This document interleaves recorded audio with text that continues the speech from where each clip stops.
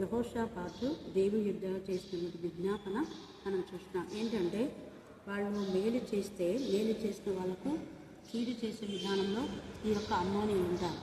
లేఖన భాగంలో మనం చూస్తే 20వ అధ్యాయం 2వ దినవృత్తాంతంలో 27వ వచనం నుంచి కొన్ని వచనాలు ధ్యానం చేసుకున్నాం.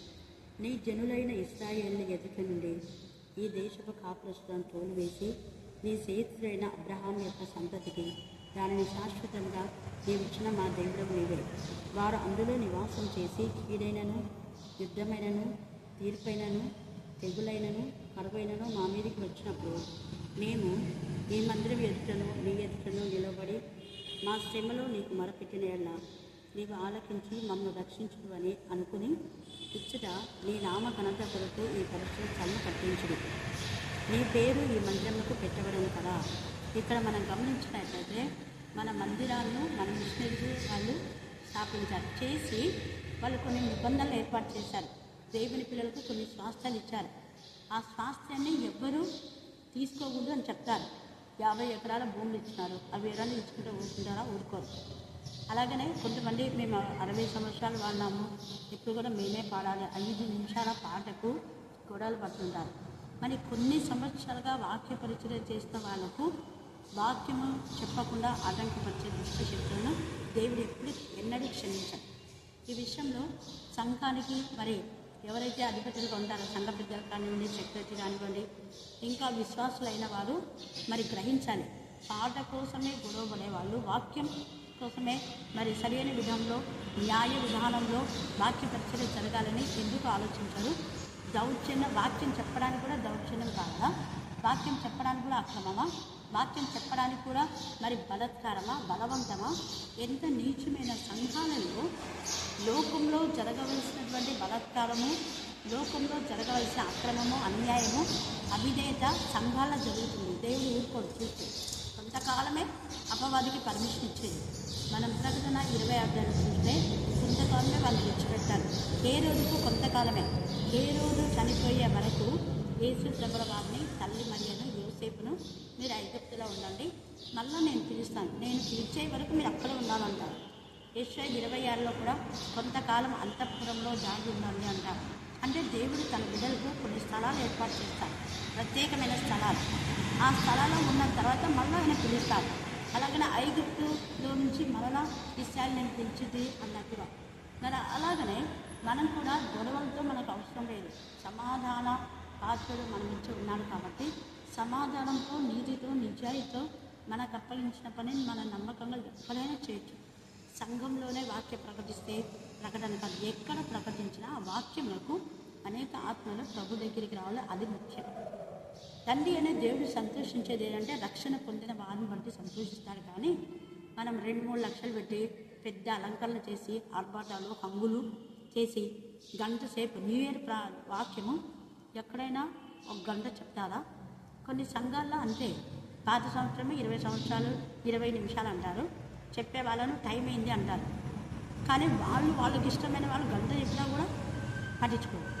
అలాంటి పక్షపాత ధోరణి దేవుని పిల్లలకు ఉండకూడదు. న్యాయబద్ధమైన విధానం.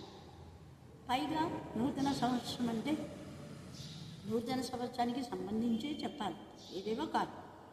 ఈ యొక్క 2026 నూతన సంవత్సరంలో దేవుడు నీతో నాతో మాట్లాడేమంటే ఆయన న్యాయకర్త, ఆయన సమాధానకర్త, ఆయన సర్వశక్తివంతుడు, ఆయన సర్వోన్నతుడు.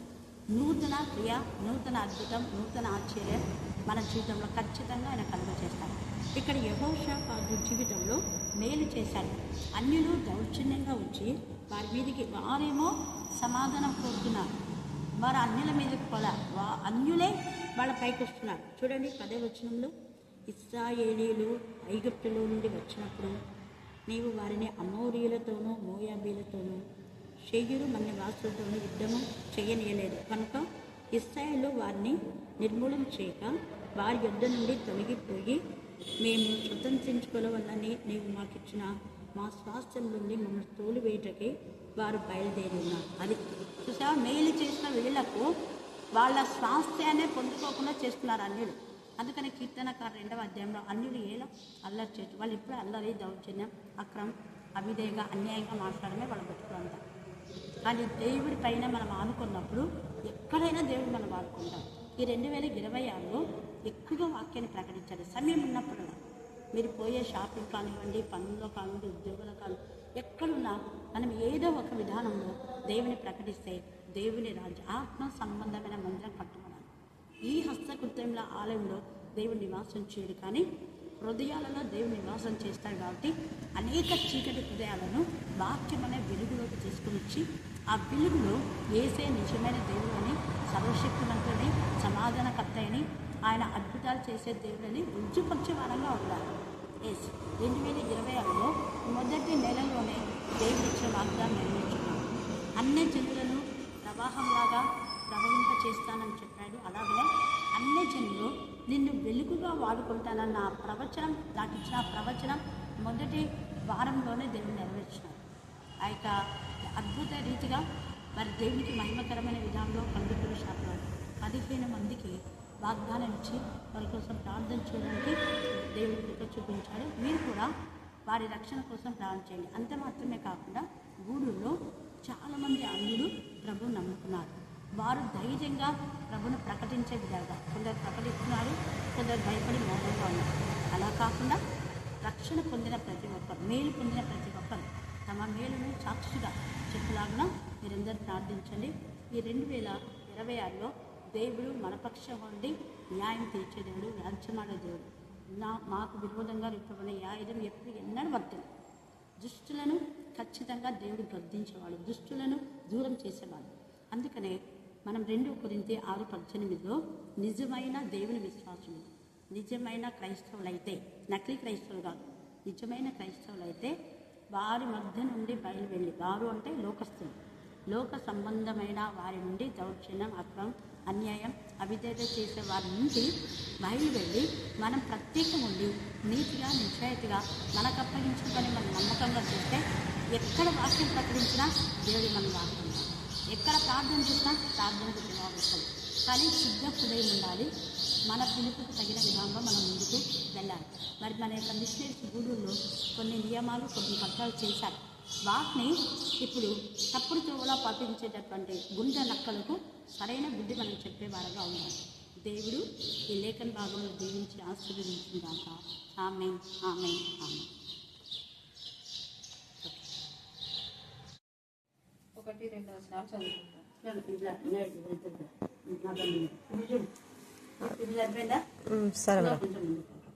సరిపోయింది మేడం. యెహోవా నా బలము, నేను నిన్ను ప్రేమించుచున్నాను. యెహోవా నా శైలము, నా కోట, నన్ను రక్షించువాడు, నా కేడము, నా రక్షణ శృంగము, నా ఉన్నత దుర్గము, నా దేవుడు. దేవుడి వాక్య భాగం దీవించి ఆశీర్వదించుగాక. ఆమేన్, ఆమేన్, ఆమేన్. ఇంతవరకు అక్క వాక్యంలో ప్రార్థనలో ఎదిగింది కాబట్టి ఆ వాక్యమే ఆమెకు నూతన జీవాన్ని. యెహోవా నా బలం. రోజు ఈ మాట అనుకోక నువ్వు కూడా, యెహోవా నా బలం, యెహోవా నా బలం, యెహోవా నా బలం. బల సౌందర్యంలో ఆయన సన్నిధిలోనే 96:6లో ఉంది. కాబట్టి యెహోవా నా బలం అంటే యెహోవా ఎవరు? ఆదియందు వాక్యము, వాక్యము దేవుడై ఉండేను. ఈ వాక్యమే మనకు బలం. ఈ వాక్యం ఎంత చెప్తాము రోజు. వాక్యం చదవకపోయినా ఏ సప్తమైతే ఏ సప్తమైతే కాదే, పదే పదే పదే అదే శక్తి, అదే బలం.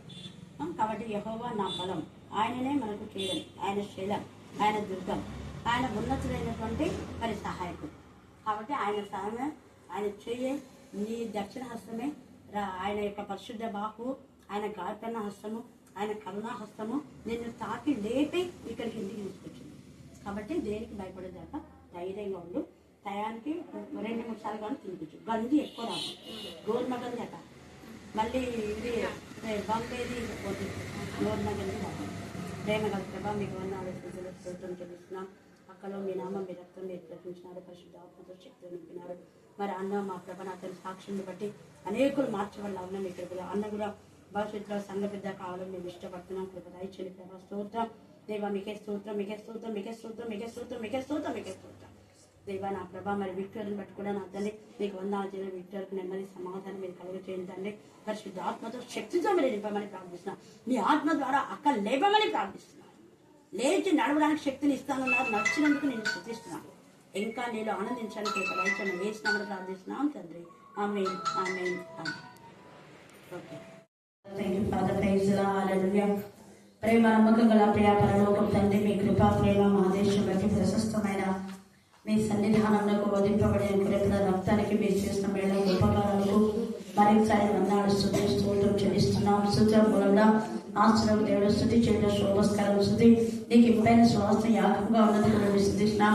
ఈ చిన్న బిడ్డలు ఎంత చక్కగా లేఖన భాగాలు చెప్పారు తండ్రి. వారి జీవితాలను మీరు నానాటికి మీలో అభివృద్ధి చేయమని ప్రార్థిస్తున్నాం. నీలో అడ్డుకట్టబడి దోషం గల దేవుని బిడ్డగా అనుదినము ఫలించే జీవితాన్ని కలుగొచ్చమని ప్రార్థిస్తున్నాం.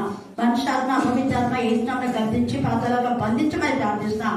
మానవ తలంపులు పద్ధతులు దైవోపదేశములు అని బోధించే దుర్బోధలు చేసిన లయపరచమని ప్రార్థిస్తున్నాం.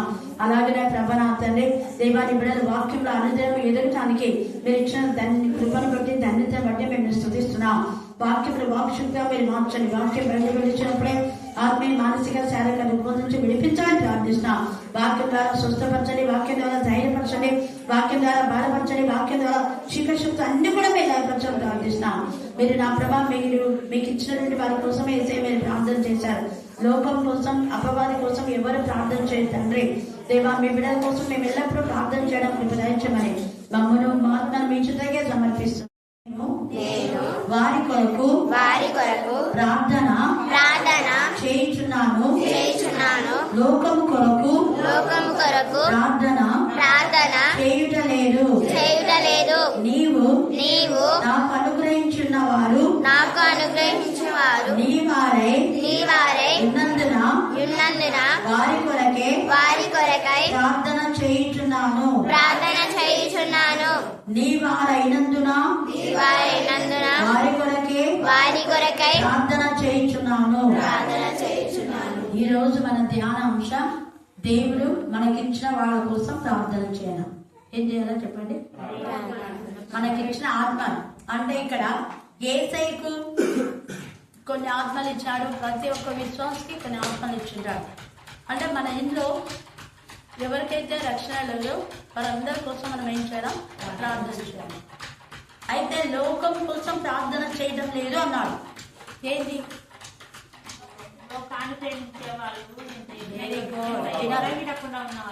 బురద ఊపిరి మనం చూసాం కదా. ఏ స్కేల్ చూసి చదవండి. అవి ఎంత చెప్పినా కూడా అవి ఏంటి మారవు. భ్రష్టత్వానికి అప్పగించాడు దేవుడు కొందరిని. అందుకే నాశన పుత్రుడు తప్ప మరి ఎవ్వరు నశించకుండా ఉంటారు. అంటే నాశనం చేసే వాళ్ళంటే మన కుటుంబాలని, మన సంఘాలని, మన యొక్క ప్రాంతంలో, మన దేశంలో, తర్వాత మన వీధులను ఎవరైతే చెడగొట్టుంటారో వాళ్ళ చెడగొట్టే వాళ్ళను మనం దేవుడికి అప్పగించాలి. అందుకే నాశన పుత్రుడు తప్ప ఎవ్వరూ నశించదు. నాశన పుత్రుడిని దేవుడే నాశనం చేస్తాం. మనం ఏం చేయం. మనం నాశనం చేయడానికి మనకు లేదు, వాటిని సృష్టించడానికి లేదు. దాన్ని సృష్టించాలన్నా నాశనం చేయాలన్నా ఎవరికి ఉండే హక్కు? దేవునికే ఏసయ్యకే తప్ప ఎవ్వరు చేయలేరు. కానీ మనం మాత్రం మనకు అప్పగించిన వారు రక్షణ పొందాలని మరి నాశనం కాకుండా నాశనములకు జోగు వారిని నువ్వు విడిపించవా అన్నది. అంటే నాశనంలో పడతారు అని మనకు తెలుసు. ఎవరు పడతారు నాశనంలో? ఇంకా నాశనంలో ఎవరు పడతారు? అపవాదిగా, భక్తిహీనులు. Very good. ఇంకా వీరికి వారు, అవిశ్వాసులు, అసహ్యులు, నరహంతకులు, వ్యభిచారులు, మాంత్రికులు, విగ్రహారాధన. ఇది 2వ మనమని ప్రకటన 8వ అధ్యాయం 21:8 ఎప్పుడు మీకు కంప్లీట్ చేయమని చెప్పాను. అలాగనే మత్తయి సువార్త 15వ అధ్యాయం 17వ వచనం చదవండి. మత్తయి 15:17.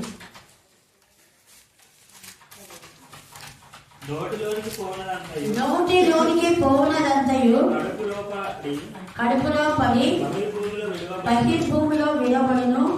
కానీ నోటి నుండి బయటికి వచ్చినదే మనుషులు ఏం చేస్తుందంట? హృదయంలో నుంచి వచ్చినది. ఇదే మనుషుని అపవిత్రపరిచేది ఏదంటే హృదయంలో నుంచి. హృదయం మంచిగా ఉంటే మనం కూడా మంచిగా ఉంటాం. అవునా కదా? నీ హృదయం మంచిగా ఉంటే 10 మంది నీకు మంచిగా ఉంటారు. హృదయం చెడ్డదైతే ఎవరైనా రాణిస్తారా? రాలేదు. చెడు గాలిని ఎవరైనా పీల్చుకుంటారా? చీ అంటారు. చెడ్డ వాసన ఎవరికైనా ఇష్టమా? ఎవరికి ఇష్టం లేదు. చెడ్డ వాసన ఎలాగ ఇష్టం లేదో అలాగనే దుష్ట సాంగత్యం మంచి నడవని కూడా ఏం చేస్తుంది? పాడు చేస్తాయి. కాబట్టి దుష్టులకు దగ్గరగా ఉండాలా, దూరంగా ఉండాలా? దూరంగా ఉండాలి. అలాగనే వాక్యంతో వాళ్ళని గద్దించాలి, హెచ్చరించాలి.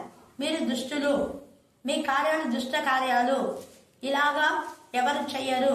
ఎవరు చేయని దుష్ట కార్యాలు మీరు చేస్తున్నారు. ఎవరు చెయ్యని పాపము చేయించడానికి యెరొబాము కారకుడైనాడు. ఇశ్రాయేలు పాపం చేయడానికి కారకుడైన యెరొబాము కూడా శిక్ష వచ్చింది. అలాగనే మంచి వాళ్లకు హాని చేసే వాళ్ళు కూడా శిక్ష వస్తుంది. ఎవరు మంచి వాళ్ళు ఎవరు చెడ్డవాళ్ళు అన్నది వారి క్రియలో తెలుస్తాయి. ఎవరి క్రియల ఫలం వాళ్ళు పొందుకుంటారు. ఎవరి పాప శిక్ష వాళ్ళు పొందుకుంటారు. మనం ఏం చెప్పనవసరం లేదు, దేవునికి అన్నీ తెలుసు. ఎవరి క్రియలు వాళ్ళ వెంట పోవుననుంది. కాబట్టి ఈ రాత్రి కాల సమయం అందు మన క్రియలు దేవునికి ఇష్టంగా ఉండి మనం దేవుని సంబంధులమైతే, మనం దేవుని బిడ్డలమైతే దేవుడు మనల్ని కాపాడుతాడు. అలాగనే మన కోసం కొన్ని వందల మంది వేల మంది ప్రార్థిస్తుంటారు. నేను చెప్పాను కదా, ఆంటీ కూడా ఇప్పుడు ఈ సమయంలో చాలా మంది సింగపూర్లో లతా దత్తు వాళ్ళు వెళ్ళారు. వాళ్ళు ఏకీభవిస్తారు. హేమలత ఆంటీ, మేరీ మైకల్ గారు, తర్వాత మల్లిక అక్క, లక్ష్మి, చాలా మంది. మీకు కొన్ని మాత్రం ఏం చెప్పాను. వాళ్ళందరి కోసం మనం ఏకీభవిస్తున్నారు కాబట్టి మనం కూడా ఏం చేయాలి, వాళ్ళ కోసం ప్రార్థన చేయాలి. వాళ్ళు మన కోసం ప్రార్థన చేస్తున్నారు, మనం వాళ్ళ కోసము ప్రార్థన చేయాలి. లోకం కోసం కాదు. లోకంలో అంటే లోకస్తుల కోసం అంటే ఇప్పుడు చీడ పురుగులు ఉన్నాయి. చీడ పురుగులు బతికించుదేవంటే అవి మళ్ళీ పండుగ పాడు చేస్తాయి. ఆ పామును బతికించుదేవాన్ని ఎవరు చేస్తారా? పామును చంపాలంటారా బతికించాలంటారా? చంపాలంటారా? అది విష సర్పం. అది బ్రతికిందంటే వేరే వాళ్ళకి హాని చేస్తుంది. అది దాని బ్రతికంతా వేరే వాళ్ళకి హాని చేసే బ్రతికే, మంచి బ్రతికి అస్సలు ఉండదు దాన్ని. అందుకనే తండ్రి అయిన దేవుడు హాని చేసే నేచరు అపవాదికి ఉంది కాబట్టి నువ్వు పొట్టతో పాకుతావని చెప్పి కిందికి పడేసినాడు. అంత సౌందర్యం ఉన్నటువంటి లూసిఫర్ను తోసేస్తున్నాడు. తోసేస్తే అది ఏం చేసింది? ఇక్కడ ఆదామును శోధించారా? ఎవరిని శోధించింది? హవ్వని. హవ్వని ఎందుకు శోధించింది? బలహీనము. అది ముఖ్యంగా ఇది గుర్తు పెట్టుకోండి. ఎప్పుడు బలహీనాలు కాదు. ఆమె ఇంకా గట్టిదే, ఆదాము కంటే గట్టిదే. కానీ ఆమె ఒంటరిగా ఉంది. దేవుడు ఏం చెప్పినంటే మీరిద్దరు కలిసి ఈ యొక్క తోటలో ఉండే పండ్లన్నీ తినండి అని చెప్పింది. ఈమె ఏం చేసిందంటే అంత తిరుగుకుంటే ఎప్పుడు ఆ మంచి చెడ్డలు అదే చూస్తుంది అనే విషయం ఎవరికి తెలిసింది? అపవాదికి తెలిసింది. అపవాదికి తెలిసి ఓహో ఈమెకు దీని మీద చాలా ఇంట్రెస్ట్ ఉంది కాబట్టి దీని ద్వారా ఈమెను శోధించాలి, పడగొట్టాలి అనుకున్నాను. వీడు అపవాది ఎవరిని ఏం చేస్తుంటాడు అంటే స్త్రీలను వైపే చూస్తుంటాడు. వాడు ఎవరు కొంగేసుకున్నాడు, ఎవరు నగలు పెట్టుకున్నారు, ఎవరు అదేంటి ఏముంటుంది గోరంటాకు ఎవరు పెట్టుకున్నారు. అవసరమా? ఎవరన్నా ఎప్పుడన్నా ఏ పాస్ట్ అన్నా చెప్పినారా? గోరంటాకు ఎవరు పెట్టుకున్నారు, ముసుగు ఎవరు వేసుకున్నారు, ఎవరు ముసుకేనా, ఎవరు పట్టు చీరలు కట్టుకున్నారు, ఎవరు తెల్ల చీర కట్టుకున్నారు, ఎవరు ఎట్లున్నారు, ఎవరు ఎంకలు పెంచుకుంటున్నారు, ఇవన్నీ చూస్తారా వాక్యం చెప్పేవాళ్ళు? హల్లెలూయా. అపవాది అయితేనే చూసేది. అది చూస్తున్నా దేవుడికి తెలుసు కదా. తెలిసినా దేవుడు మౌనంగా ఉన్నాడు. ఎందుకంటే ఇది ఖచ్చితంగా ఏం చేసినా నేను నా పిల్లలు రక్షించుకుంటాను. ఎందుకు? నా పిల్లల కోసం దేవుడు ప్లాన్ చేస్తున్నాడు కాబట్టి. వెంటనే మళ్ళీ ఎక్కువ ఆలోచన చేయాలా? వెంటనే అది శోధించింది, పోయింది, వీళ్ళు దాక్కున్నారు, వెంటనే వచ్చినాడు తండ్రి. అది ఎంత ప్రేమ గల తండ్రి. తండ్రి అనే దేవుడు కూడా చూస్తున్నాడు. కానీ దీనిలా కాదు. హల్లెలూయా. వాక్యం చెప్పే వాళ్ళకు వాక్యం మీద కాన్సన్ట్రేషన్ ఉండాలి. వాక్యం తీసుకున్న టాపిక్ ఒకటి ఎక్కడికెక్కడికో పోయేది కాదు. వాక్యం పైననే కాన్సన్ట్రేషన్ ఉండాలి. కానీ ఎవరు ఎలా వస్తున్నారు, ఎవరు పోతున్నారు అనేది అంటే అపవాది. వాడు ఎప్పుడో అటు ఇటు తిరుగుతా అంట. వాడి బతికేంది మళ్ళీ చెప్పాలి. యోగులో చూడండి, వాడు అటు ఇటు తిరుగుతాడు. అటు ఇటు తిరిగే వీడు హాగర్ ఒంటరిగా ఉంది. హాగర్ కూడా 21 మీరు ఆదికాండం చదివితే ఆమె కూడా అటు ఇటు తిరిగింది. అటు ఇటు తిరిగి ఇంకా తిరగకుండా ఎప్పుడైతే కుమారుని పడేసి గట్టిగా ఏడుస్తుందో తిరగకుండా మానేసినప్పుడు దేవుడి స్వరం వినపడింది. తిరిగేటప్పుడు వినపల్లా. అటు ఇటు తిప్పేది అపవాదే. హాగర్ ఒంటగా ఉందని తిప్పుతా ఉన్నారు, మానసికంగా ఉపదేశారు. కానీ దేవుడు వెంటనే ఆమె యొక్క బాధ చూసి, అందుకే చూచుచున్న దేవుడు అనేది అక్కడ కదా. చూసి దేవుడైతే ఏం చేస్తాడంటే చూచి మన అవసరత, మన అక్కర, మన బాధ, మన వేదన, మన రోదన మన అర్థం చేసుకుంటారు. అంతేగాని ఒకవేళ చెప్పగలిగితే మీ ఈ యొక్క ఇంకోటి చెప్పొచ్చు. ఎవరైనా ఒకవేళ మనం వాక్యం చెప్పేటప్పుడు కాకుండా మిగతా టైంలో వాళ్ళని చూస్తామనుకో, చూస్తే ఇదిగో ఈ యొక్క మరి అది అదే మీరు ఇప్పుడు గోరింటాకు. ఈ గోరింటాకు పెట్టుకునేటప్పుడు ఊరికే ఏదో రాసుకొని కానీ దాన్ని డిజైన్ చేసుకుంటే డిజైన్లోనే అపవాది యొక్క గుర్తులు ఉంటాయి. కొన్ని డిజైన్ చేసుకుంటారు కదా, సీతమ్మ కళ్ళు అంటే అవి నాకు గుర్తుంటారు, సర్పమ్మ అని వేసే వాళ్ళు కూడా అట్నే ఇస్తుంటారు కోన్తో. ఆ కోన్తోని అలా దాంట్లో అపవాది ఎక్కువ ఉంటాయి, అవి చెప్పొచ్చు కాదైతే. అది ఎప్పుడు మనం ఎప్పుడైనా యాదృచ్ఛికంగా చూస్తే, అంతేగాని వాక్యం చెప్పినప్పుడు చెప్పుకుంటాం. వాక్యం చెప్పినప్పుడు వాక్యం పైననే కాన్సంట్రేషన్ చేయాలి. ఎవరైనా మాట్లాడితే మాట్లాడొద్దని చెప్పాలి, అంతవరకే.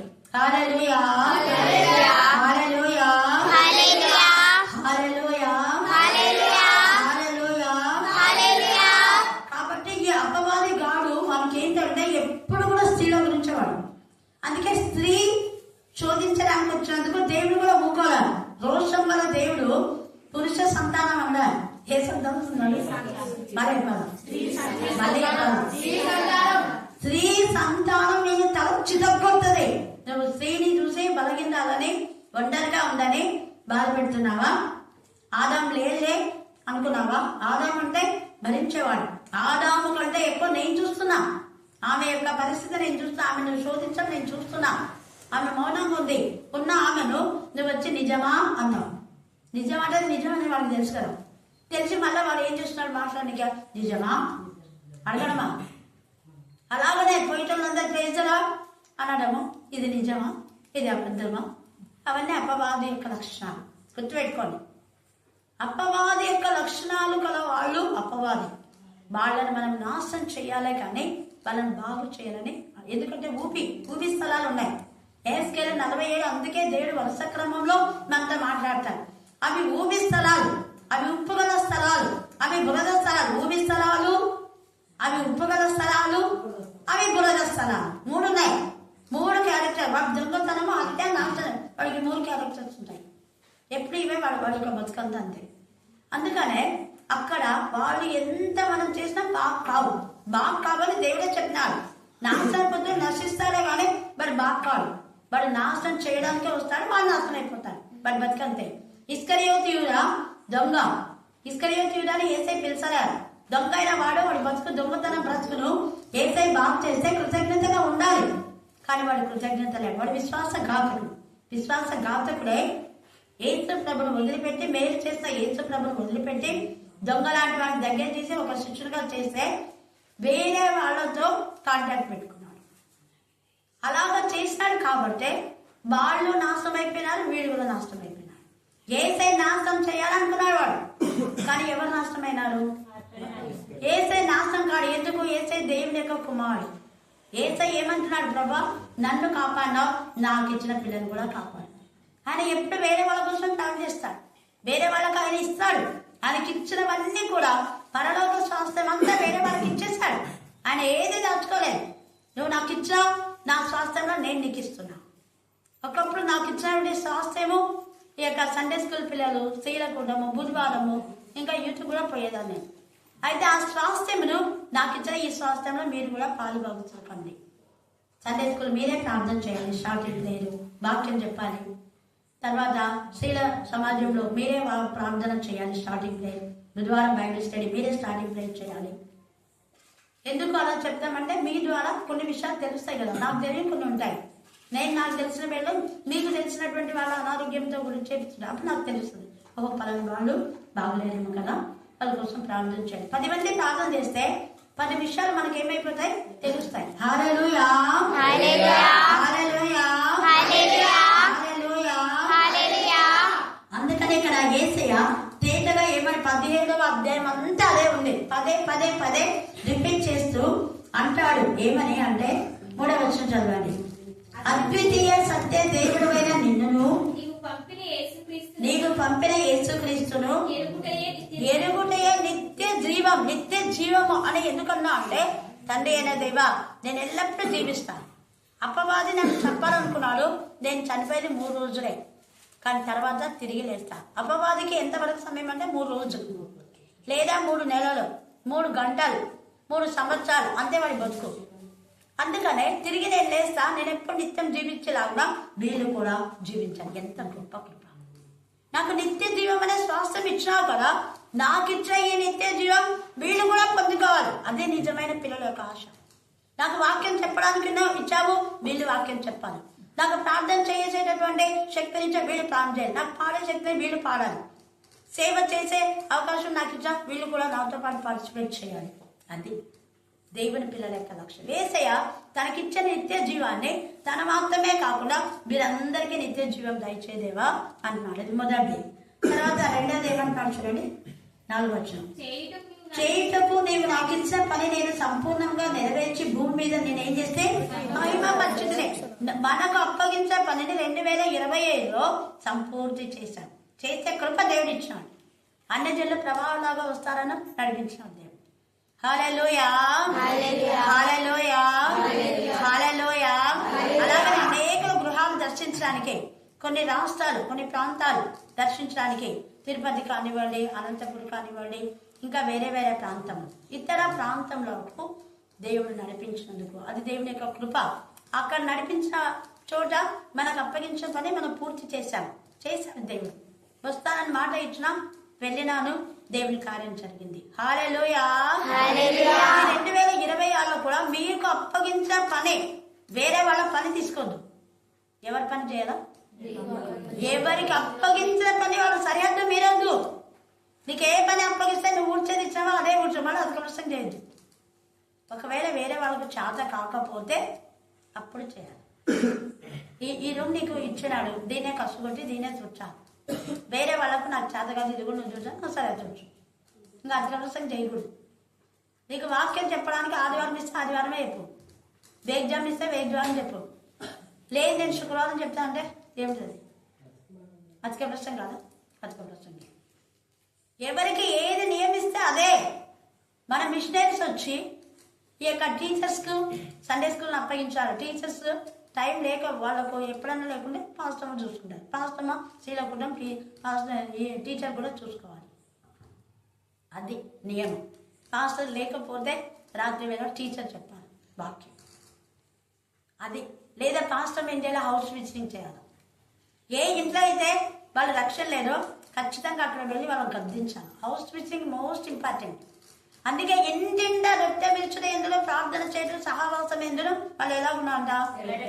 ఏదైతే ఏసై కూడా ప్రతి ఒక్కరికి నేను చెప్పిందే అంటాడు. ప్రతి ఒక్కరికి గద్దించాడు. ప్రతి ఇల్లును దర్శించాం, ప్రతి గ్రామం, ప్రతి పట్టణం మనం వాక్యంలో చూస్తాం. ప్రతి పట్టణము, ప్రతి గ్రామము, ప్రతి పల్లె, ప్రతి ఇంటిని దర్శించినాడు ఏసయ్య. తర్వాత ఏసయ్య ఆహ్వానించకుండా ఎక్కడికైనా వెళ్ళినాడా? ఎక్కడికి వెళ్ళాడా? ఆశ గల ప్రాణం తృప్తిపరిచాడు.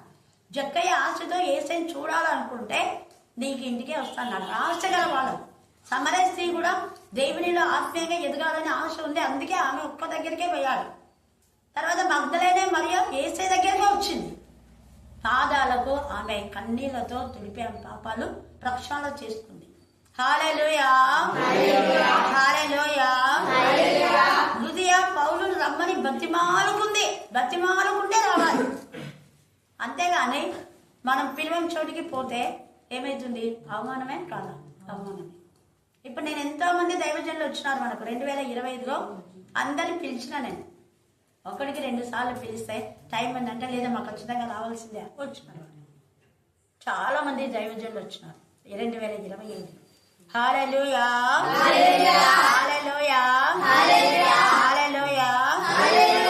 అందుకనే యేసు ఇక్కడ ఏమన్నా నాకు అప్పగించే పనిని చేస్తే మహిమ, మనకు అప్పగించే పని చేస్తే మహిమ. ప్రతిరోజు ఇక్కడ వాక్య పరిచర్య చేయడం దేవుడు అప్పగించడం అది జరిగింది. ప్రతిరోజు ఏ రోజు మిస్ కాదు. ఏ రోజైనా మిస్ అయిందా? ఒక్కరోజు కూడా మిస్ కాదు. అందుకని దేవునికి మహిమ. అది దేవుడు మనకిచ్చినటువంటి పనిని చేస్తే దేవునికి మహిమ. తర్వాత అందుకే ఒకటి యేసయ్య తనకిచ్చిన స్వాస్థ్యం అంతా మనకి ఇవ్వాలని ఇష్టపడుతున్నాడు. రెండవది ఆయనకు అప్పగించే పని ఆయన చేసినట్టు మనం కూడా మనకు అప్పగించే పని చేస్తే దేవుడు నిజంగా మనకు కావాల్సిన ప్రతిఫలాన్ని ఆయన ఇస్తాడు. తర్వాత చదవండి 6. లోకంలో చాలా మంది ఉన్నారు, కానీ వాళ్ళందరూ కాదు. నువ్వు ఎవరినైతే నాకు ఇచ్చినా వాళ్ళే ప్రభువా. లోకంలో ఎంతమంది ఉన్నారు, గుడిలో ఎంతమంది ఉన్నారు. నువ్వు నాకు ఎవరిస్తే వాళ్ళే, వాళ్ళ కోసమే ప్రాణం చేస్తా, వాళ్ళకే సహాయం చేస్తా. అందుకే ఉంది కదా వాక్యం మీద. అది యేసయ్య చెప్తాడు, లోకంలో నాకు ఇచ్చిన నాకు అనుగ్రహించిన మనుషులకు నీ నామం ఏం చేసి ప్రత్యక్షపరచుతుంది. వారు నీ వారే ఉండేది. నువ్వు నాకు ఏమి ఇచ్చినావు? వాళ్ళు నీ వారు. నీ వారు నువ్వు నాకు ఇచ్చినావు, వాళ్ళు నీ వారే. ఆ తర్వాత నీ వారిని నాకు అనుగ్రహించితివి, వారు నీ వాక్యము గాయకొని ఉన్నారు. అందుకనే యేసయ్య నామమును ఎవరైతే తెలుసుకుంటారో, యేసే స్వరాన్ని విని మార్పు పొందిన వాళ్ళు యేసే స్వరాన్ని వింటారు. మళ్ళీ వేరే వాళ్ళ స్వరం వినడానికి ఇష్టపడరు. వాళ్ళ పైన కూడా వాళ్ళకి కంపనం చూపిస్తారు అంతే. అందుకే ఇక్కడ నువ్వు నాకు అనుగ్రహించిన వారిని ఎంత వాడుతున్నారు, వాళ్ళు నీ వారైనారు కాబట్టి వాళ్ళకి నీ వాక్యంను నేను అనుగ్రహించుతున్నాయి. వారు కూడా నీ వాక్యంను గైకొని ఉన్నారు. అందుకే వాళ్ళు కూడా నీ వాక్యం రోజు వినడానికి వస్తున్నారు. తర్వాత నీవు నాకు అనుగ్రహించిన మాటలు నేను వారికి ఇచ్చిన నా సొంత మాటలు ఏమీ లేదే తండ్రి అనే దేవా. నువ్వు నాకేం బోధించావు, అది ఏసే నాకేం బోధించాడో అదే మీద మాట్లాడుతున్నా, వేరేదేమి లేదు. ఈ వాక్యంలో ఏది తీసేయకూడదు, కలపము. ఇప్పుడు చెప్పిన దాంట్లో ఏదైనా కలిపినామా? లేదు. ఉన్నవే బురద ఊపిలు, అక్కడ ఉప్పు స్థలాలు, అవన్నీ వాక్యంలో ఉన్నవే. ఇక్కడ కూడా తండ్రి అయిన దేవుడు అలాంటి బురద ఉప్పు ఊపిగల స్థలాలు బాగా కావు కాబట్టి నాశన పుత్రులు నశించాలి అంటాడు. అందుకనే యేసయ్య ఏం చేస్తున్నాడు, నువ్వు నాకు ఎవరినైతే ఇచ్చావో వారి కొరకే నేను ప్రార్థన చేయించున్నాను. 9వ వచనం, నేను వారి కొరకు ప్రార్థన చేయించున్నాను, లోకం కొరకు ప్రార్థన చేయుట లేదు.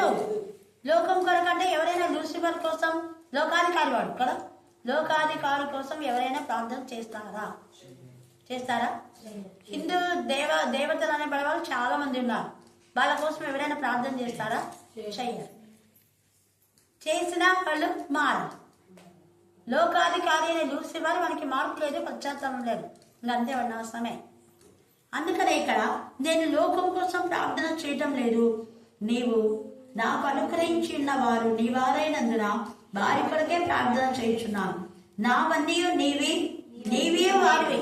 ఎంత వాడుతున్నాడు దేవా, నువ్వు నాకు ఇచ్చినవన్నీ నేను వారికి ఇచ్చిన, ఏది నేను దాచుకోలేదు. మరి మనం ఇచ్చే వారంగా ఉన్నామా, తీసుకునే వారంగా ఉన్నామా? చూడండి తర్వాత, నావన్నీ నీవి నావి, వారి యందు నేను మహిమపరచబడి ఉన్నాను. నేను ఇకను లోకంలో ఉన్నాను కానీ మీరు లోకంలో ఉన్నారు.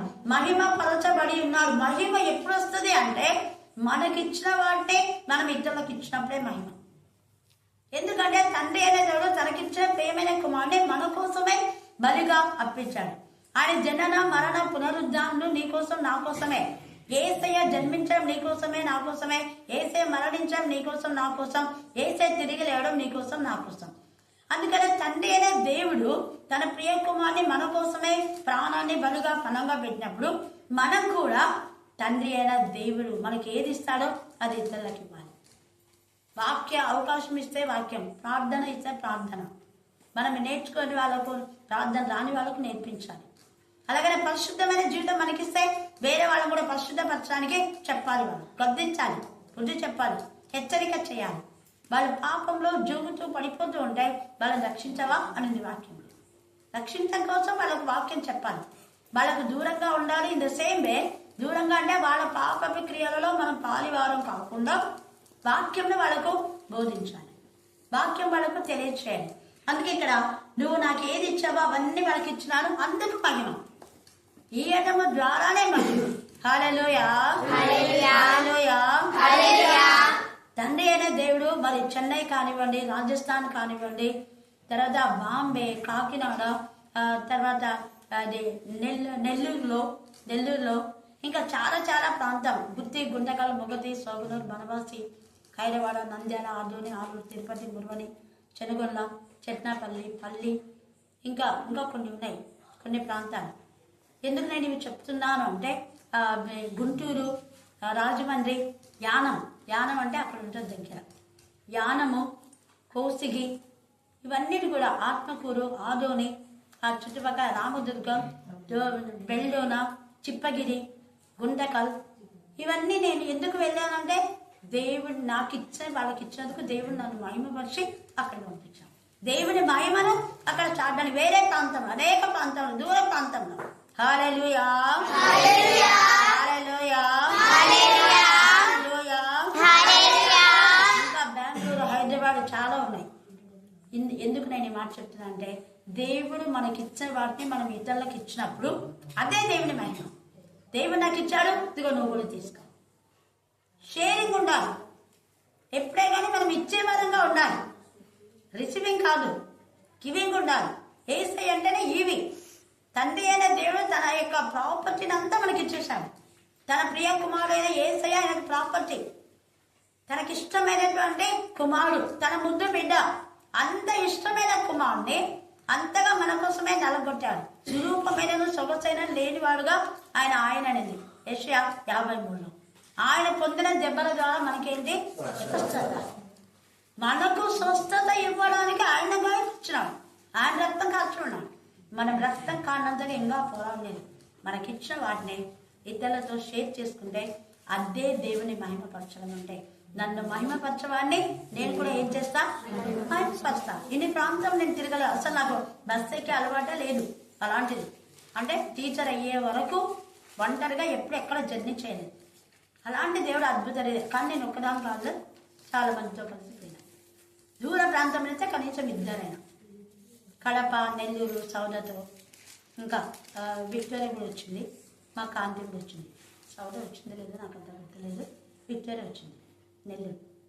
నెల్లూరు ఒకరోజు ప్రయాణం, చాలా దూరం. హల్లెలూయా, హల్లెలూయా, హల్లెలూయా. మన యొక్క ఈ తెలుగు ప్రాంతం యొక్క ఇవన్నీ కూడా అంటే పొలం, మన ఫీల్డ్ పొలం యొక్క మెయిన్ ఆఫీసు నెల్లూరులోనే ఉంది. తర్వాత చూడండి ఏమంటున్నాడు అక్కడ, నేను వారి కొరకు ప్రార్థన చేయించున్నాను, లోకం కొరకు ప్రార్థన చేయటం లేదు. నావన్నీ నీవియు నావి, వారి ఎందు నేను మహిమపరచబడి ఉన్నాను. నేను ఇకను లోకంలో ఉన్నాను, కానీ వారి లోకంలో ఉన్నాను. నేను ఇకను లోకంలో ఉన్నాను, వాళ్ళు లోకంలో ఉన్నారు. కాబట్టి ఏం చేయాలంటే వాళ్ళను చూడండి, నేను నీ ఎద్దకు వచ్చుచున్నాను పరిశుద్ధమైన తండ్రి, మనం ఏకమై ఉన్నదవున వారు ఏకమై ఉన్నట్లు నీవు నాకు అనుగ్రహించిన నీ నామందు వారిని ఏం చేయాలా? కాపాడు. దేవుని నామము, అందుకే పదే పదే పదే ఆయన నామాన్ని మీరు ఉచ్చరించండి అని చెప్పారు. యేసు రక్తమే జయం, ప్రవేశ రక్తమే జయం, యేసు నామంలో విజయం.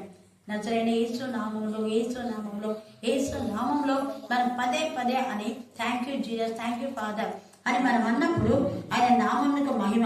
ఆయన నామంలోనే మనల్ని కాపాడతాడు, మన భద్రం చేస్తాడు.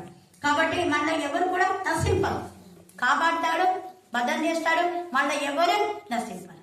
ఈ వాగ్దానం స్వతంత్రించుకుని దేవుడు ఈ లేఖన భాగాన్ని దీవించి నాశనపుత్రుడు తప్ప ఎవరు నశించకుంటున్నాక. ఆమేన్, ఆమేన్, ఆమేన్. చివరి